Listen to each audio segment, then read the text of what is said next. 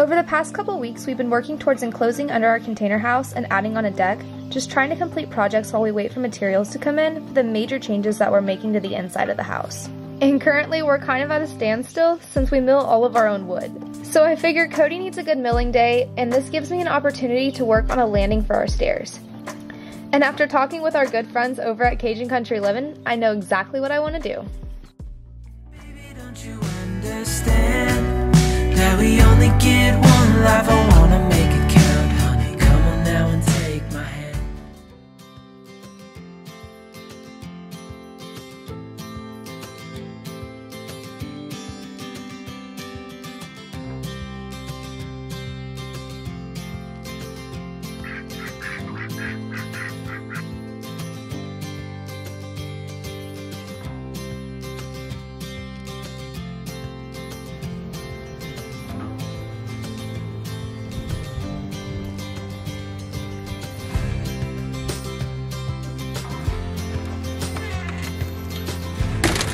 As long as I have enough room where we can still walk down and not dump everything on the sides, so that way I can have like pumpkins, lanterns, and other like random decorations. Basically, as long as we can just get these stairs, because they need to be extended, they're obviously not that secure, so as long as we can just get the stairs off the ground and on concrete, I think we'll be fine.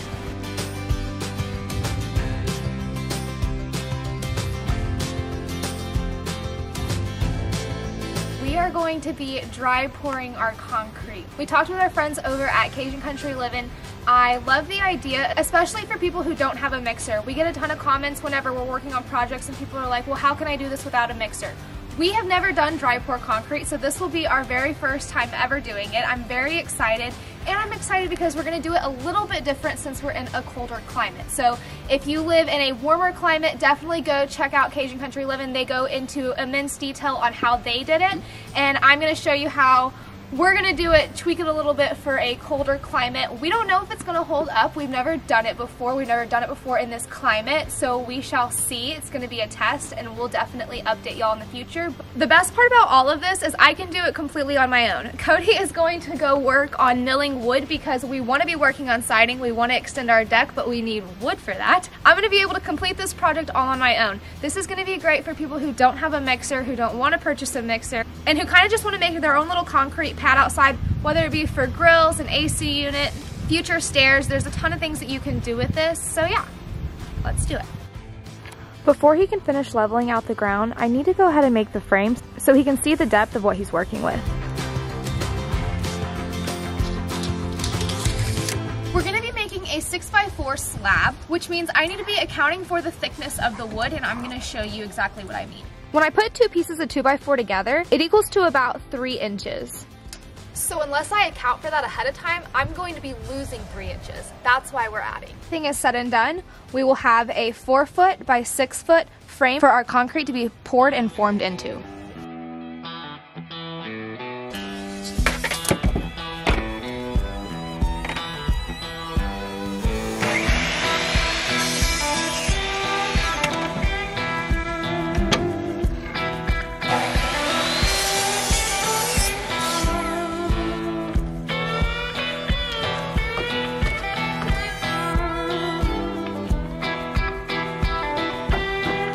I'm going to assemble the frame on the deck because right now that's the flattest area on the property.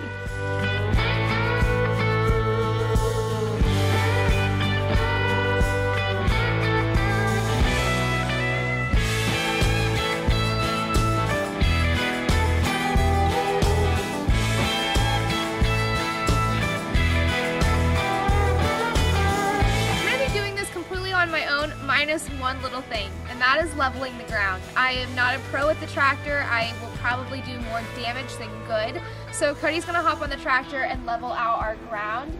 A majority of the time whenever you buy a home, your lot is already leveled out, so you shouldn't really have this issue, versus this was undeveloped land and we are on a gentle down slope. Anytime that we've had to build anything, we have had to level out the ground. As you can tell on our house, there's a very big elevation difference.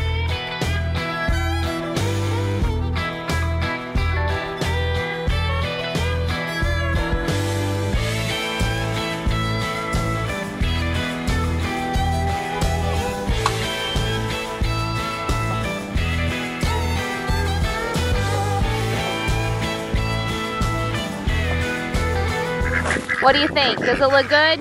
What's your final inspection? All right, I'm gonna take your word for it. The one thing that we're going to be doing a little bit differently is we're going to be adding rock to allow for drainage. So obviously this is not perfectly flat. There's a whole bunch of these little divots and things like there where water can pool up, and we live in a pretty wet and cold climate. To allow for drainage, we're going to add rock, and that way water doesn't eventually erode our concrete, because that would be no good. And also, since we live in a cold climate, if that water gets underneath the concrete and freezes, it can cause frost heave, which will actually move the slab. So having that rock will really allow for proper drainage.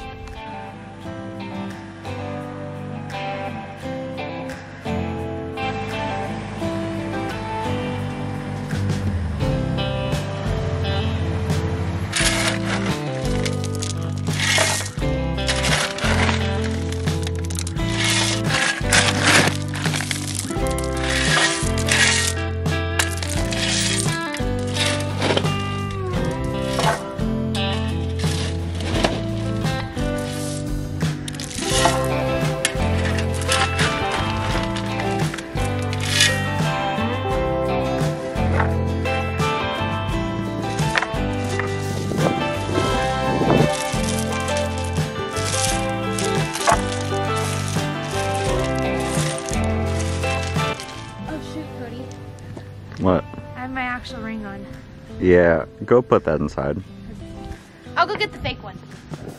I have my real one, and then I also have my very much identical fake one that has a bunch of sourdough starter in it right now.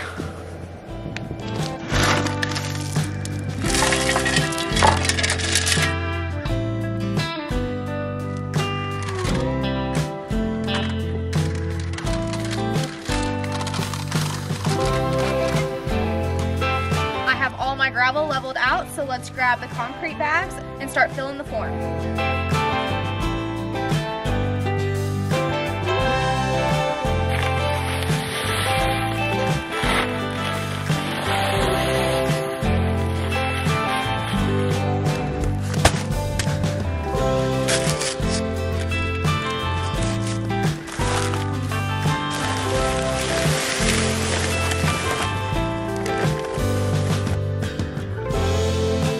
If you are a single female doing this, I would highly recommend getting the 60-pound bags versus the 80-pound bags.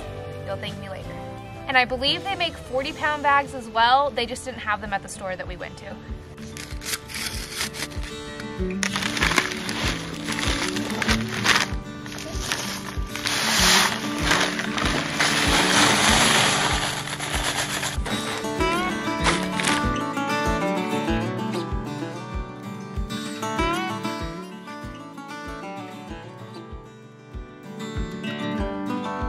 If we were using our concrete mixer, we would typically put rebar or something for the concrete to hold on to.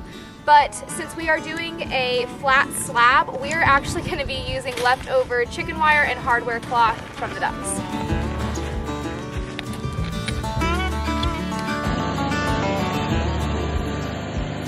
Time to add the rest of our concrete. Next step, we're going to be shimming the concrete with a 2x4 to bring all of the fine powder up to the top. If you were using a concrete mixer, you would typically put a cement vibrator into your concrete after it's done, and that would bring all of the air bubbles to the top. This is kind of the same concept. So Cody's going to help me with this part since it's kind of a long area, and we're just going to shimmy the 2x4 back and forth to bring all of that fine powder to the top.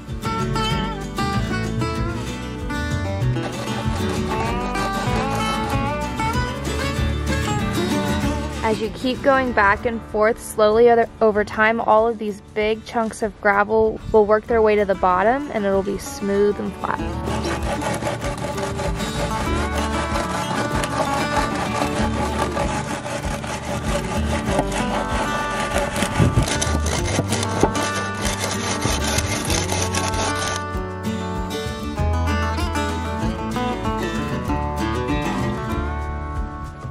Jim and Lydia's video, we need to give it a good mist, not use one of the heavier settings because you don't want to add droplets while it's in this fine grain. So we're going to give it a good mist, let it sit for an hour, and then give it another good mist.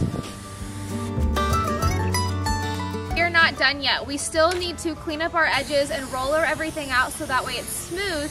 But while Cody continues to mist for me, I'm gonna go over just a few things that I know we're gonna get in the comments. I want you to think of this project as though you left a concrete bag outside for a little too long and the rain came.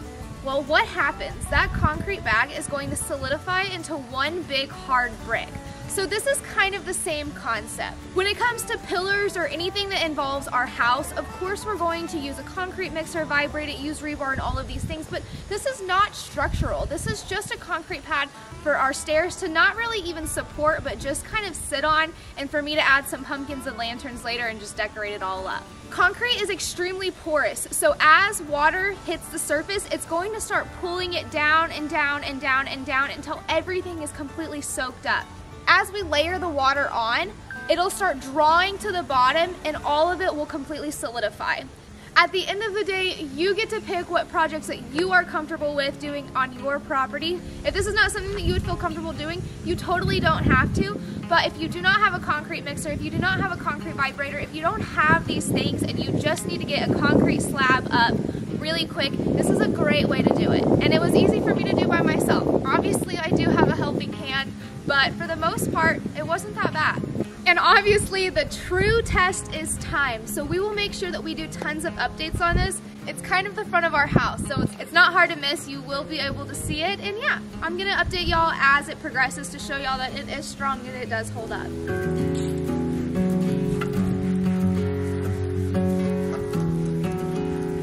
It's been a good bit now, so we are gonna do a heavier layer of water before we start working on our edging and smoothing everything out.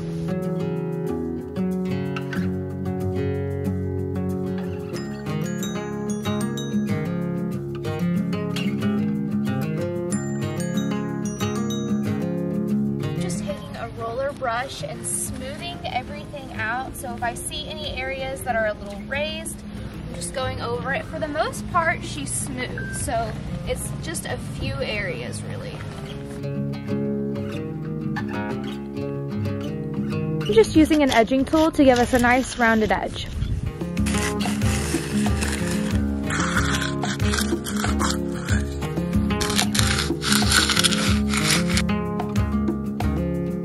And now we basically sit and wait. We're going to constantly keep it wet over the next 24 hours. We're gonna make sure that we are getting it good, nice and soaked, so that way all of the fine powder and all of the concrete can just really settle and get nice and hardened and thick. I'm disgusting. I'm covered in head to toe in concrete and powder and all over my face and just ugh.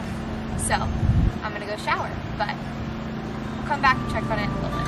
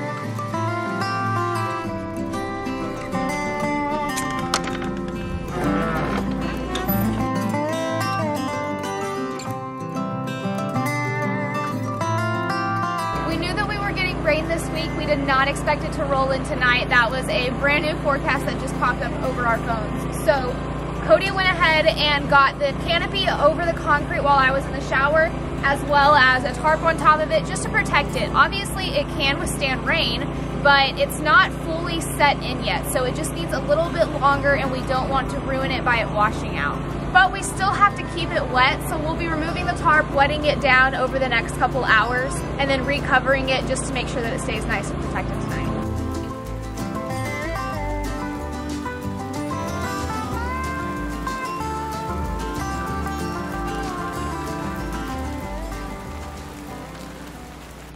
It's a little bit later now. We're going to wet it down again one last time before bed. Cover it back up because we're going to get some pretty heavy storms again a little bit later on tonight, and then we will check on it again in the morning. Oh no, I think I just drowned a spider. Ugh, let me get him out. He's still crawling, leave it alone. I don't want him to die. Come on, you can do it. You can do it. You can do it. Come on, come on, come on, come on. You can do it. Here you go. Good job. Okay. Oh, how you've changed. Saving spiders.